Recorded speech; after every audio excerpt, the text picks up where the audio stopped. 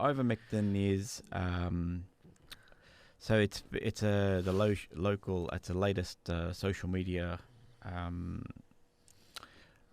treatment, I would say, and I don't mean that in a bad way. I'm not saying it in a sarcastic way or anything, but it's a treatment. It's a parasite treatment, like an anti-parasite. So worms. Worms, yeah. We pretty use much. it. We use it for worms, for people who have worms that can bantrum and that can't kill. It's on prescription. It's also used in worms for animals like dogs, cats, and horses and cows and things. So it's a anti-parasite that's been around for quite a while.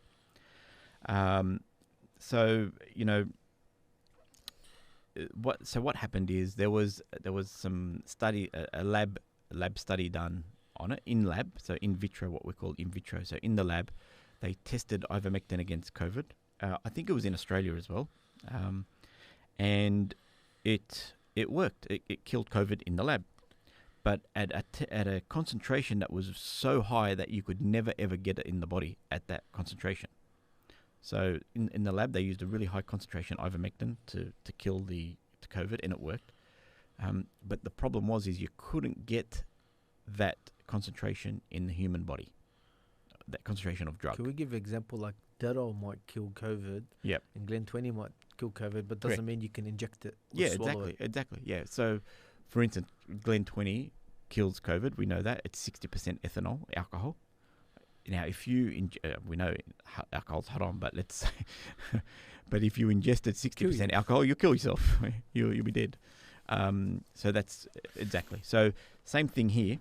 But look, they did decide that they would try and do some studies on it anyway, and so they did.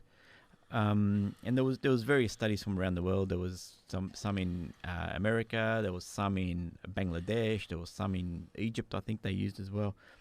And look, they found there was just not enough evidence for it to be working against COVID. So they said, look, we're not recommending it as a treatment, but maybe more clinical trials to see, if it works. But look, the latest summary of the evidence, it was published, I think it was in June, found that it didn't work. And what they did is they examined the 10 high quality studies. So what we call, in science, Review. like the randomized controlled studies. Whereas the other studies, there was other studies where they were just using observation. So not really scientifically, validated. You couldn't make claims on those kind of studies. So,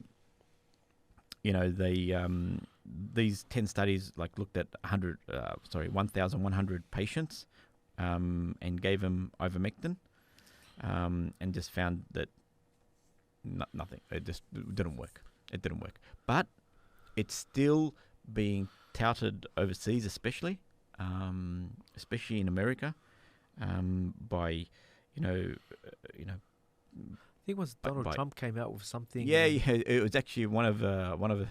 And some people injected the wrong substance, or they found an ingredient in some household cleaner and they end up dying. Oh, he was saying to inject Lysol, which is Detol in America.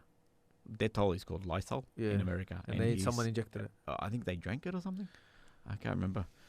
I can't remember if they drank it or injected it. But they end up dying or something like. There was some deaths. I can't remember exactly. About it, but it was. Look, the ivermectins. I'm mentioning it because there is a lot of talk out there about it, and people want it, and it's actually out of stock in Australia. That's how it's so sought after, because people who don't want to vaccinate, they want to take this instead. So look, all I can say to that is ivermectin, like anything else, can be dangerous. It can be poisonous.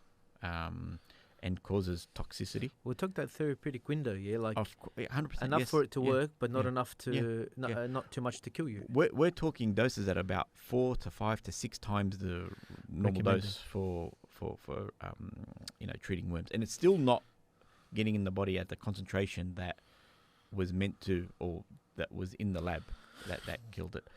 So, this is, again, something that, someone asked about, and I can only give my own thoughts on it and what the research has. And look, that article was written by Andrew McLaughlin, Professor Andrew. He's very famous in Sydney Uni. He was one of my lecturers when I was at uni, and so they basically went through all those studies and saw that. So look, the other thing too is the actual company that makes the ivermectin in America, Stromectol is the brand name, come out and said don't use it for COVID because it doesn't work. What more do you want than that? That's the actual company who makes it. And subhanAllah, while I was getting all this ready for today's talk, there was somebody sent me an article from the New York Times where there was the death of a guy called Caleb Wallace in Texas. He was the big anti-vaxxer online. Yeah, he's anti-everything.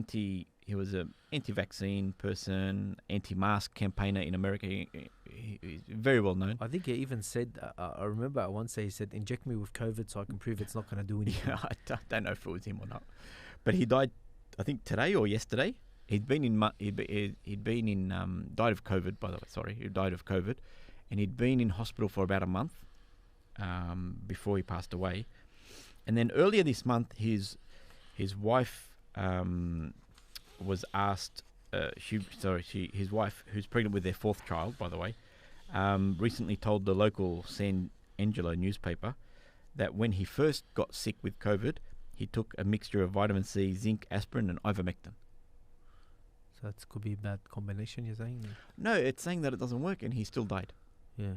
So it's not a guarantee that it's going to work. There's very limited data to say that it works, and I just wanted to mention it because it was one of the questions that somebody asked. But that's the cocktail people are using: vitamin C, zinc, and ivermectin. And it's just important for people to know that it's not a guarantee. It's not even considered to be a treatment. It's not even considered to be a treatment, even from the own company. And look, and the other thing too is, if we're going to look at ivermectin and we're going to look at vaccine, we got to remember something. Look, the vaccine, if we're looking for a different, because a lot of people who I'm not generalizing, but there is a lot of people who don't want to vaccinate because they want to live that healthy lifestyle, or they don't want anything foreign in their body, and that organic type lifestyle, or these kind of things. Obviously, it's not everyone like that, but so if that's your consideration, and that's your consideration, if that's your consideration, then look, you can't be looking at drugs like ivermectin because that's drugs. That's medicine, and look for something that's designed for that purpose. Yeah. I think to say that when they were making the vaccine, the whole, they say like when you want to do like a plan or whatever, it's all focused on making something to treat COVID. Yeah. Not finding something that's designed for something else and saying, let's say that works. Yeah. That's if you're saying that even the companies come out and said, hey, look. Yeah. Well, the company's saying that don't use it because it's not effective. They would know more about it than anyone else. Would, of course. And so, if you're comparing that with a vaccine, well, the vaccine is way more natural in that it generates your own body's response, so your body kills the virus if it sees it again, instead of using some medicines to use it. So, you're using your own body to fight off the virus. You're just giving it a little push with the vaccine. It's two different things, really. One's a treatment and the other is a prevention. So that's where I think it breaks up to. Albayan Radio, the voice of Ahl Sunnati wal Jama'ah.